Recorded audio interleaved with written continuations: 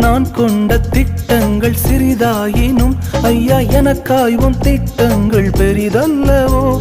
புழுதியில் இருந்து என்னை உயர்த்தினீரே, ராஜாக்களோடு அமர்த்தினீரே.